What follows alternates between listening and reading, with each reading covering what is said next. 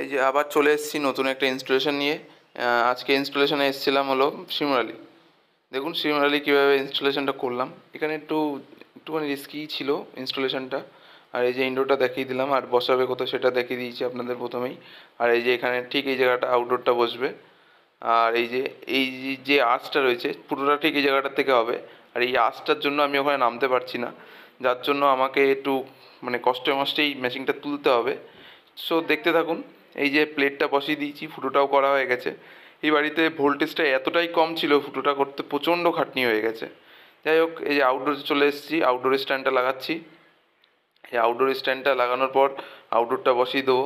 এই যে দেখিয়ে দিচ্ছি আপনাদের আউটডোর স্ট্যান্ডটা আপনার কীভাবে লাগাই। এই যে প্রথমে স্ট্যান্ডটা দেয়ালে, মেন স্ট্যান্ডটা দেয়ালে গায়ে লাগিয়ে দিই, তারপরে এটা হলো যেটার উপর মেশিনটা দাঁড়িয়ে থাকে সেই স্ট্যান্ডটা লাগিয়ে দিলাম পরে। আর এই যে আউটডোরটা লাগিয়ে দিয়েছি, এই যে আউটডোরটা এবার টাইট করে দিচ্ছি। কীভাবে টাইট করে সেটাও দেখিয়ে দিচ্ছি। মানে আউটডোরে বেসিক্যালি যতটা সম্ভব কাজ দেখানো যায় সব দেখিয়ে দিচ্ছি। যাই হোক, আমি চলে এসেছি ইনডোরে। এই যে ইনডোরটা, এই ইনডোরটাই ফিটিং করা একটু টাফ। তার কারণ আমি বাইরে যেহেতু ইনডোর আর আউটডোরের পাইপটা জয়েন্ট করতে পারবো না, তার জন্য আমি ভেতর থেকেই যাতে ইনডোর আর আউটডোরের জয়েন্টটা সঠিকভাবে হয়, প্লাস হলো আপনার গ্যাস ফ্যাস লিকেজ বা কোনো রকম কোনো প্রবলেম না হয়, তার জন্য আমি ওখানে টেপলন দিয়ে মেশিনটাকে টাইট করে দিচ্ছি। ইনডোর আর আউটডোরের পাইপের যে মোটা পাইপটা হয় সেই মোটা পাইপটা প্রথমে টাইট দিচ্ছি। আর এই যে আমার ভাই হলো মেশিনটা ইনডোরটা ধরে রেখেছে। আর ওই ওই বাইরে দিয়ে ওই মেন যে পাইপটা হয়, দুটো পাইপ বেরায়, সেই পাইপটা আমি ভেতরে ঠেলে নিয়েছি যাতে কাজ করতে সুবিধা হয়। একটু টেনেই নিয়েছি যাতে কাজ করতে সুবিধা হয়। আর এই যে ইনডোর আর আউটডোরের পাইপটা জয়েন্ট করে দিচ্ছি। জয়েন্ট করার পর আমি একটু দেখেও নেবো যে ওখান থেকে কোনোভাবে লিকেজ যাতে না হয়, কারণ এইটাই হলো সবথেকে রিস্কি জায়গা। এইখানে চেক করাও যায় না যদি গ্যাস ফ্যাস বেরিয়ে যায়, কারণ আমি ওখানে নামতে পারবো না, যার জন্য আমার ভেতরে এনেই এটা টাইট দিতে হচ্ছে। প্লাস হলো ওনার ইনডোর থেকে আউটডোরের ডিস্টেন্সটাও একটুখানি বেশি, যার জন্য এটা ভেতর দিয়ে যে ঘুরিয়ে দেবো তাও সম্ভব না। তার জন্য আমি এইটা ভেতর থেকেই করছি পাইপ জয়েন্টটা। আর এই যে আমি সেকেন্ড যে সরু পাইপটা হয় সেই সরু পাইপটা জয়েন্ট করে দিচ্ছি।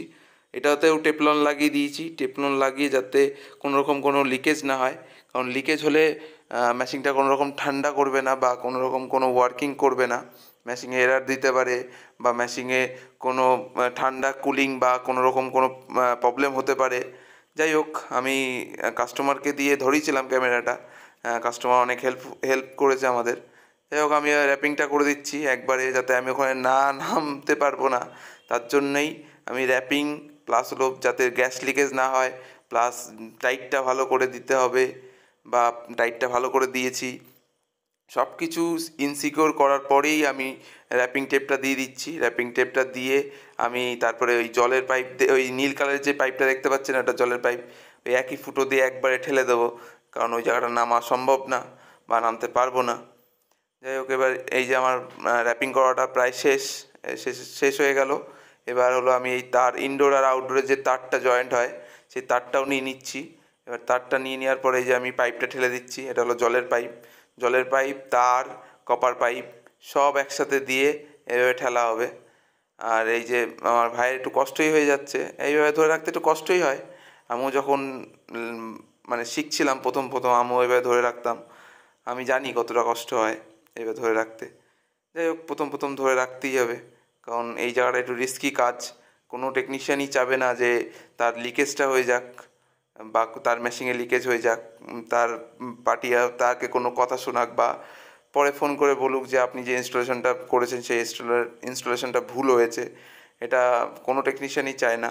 যাই হোক, আমি এই যে পাইপটা ঠেলে দিচ্ছি, পাইপ আর তারটা খুব ডিস্টার্ব করছিল, কারণ কপার পাইপটা যেহেতু শক্ত হয়, ও যেখান দিয়ে বেরাতে যাচ্ছে সেখান দিয়েই বের করতে হচ্ছে, কারণ ওই শক্ত যেহেতু, যে একটু এদিক ওদিক হলে পিঞ্চ হয়ে যাবে, আর পিঞ্চ হলে ঠিকঠাক ঠান্ডা হবে না।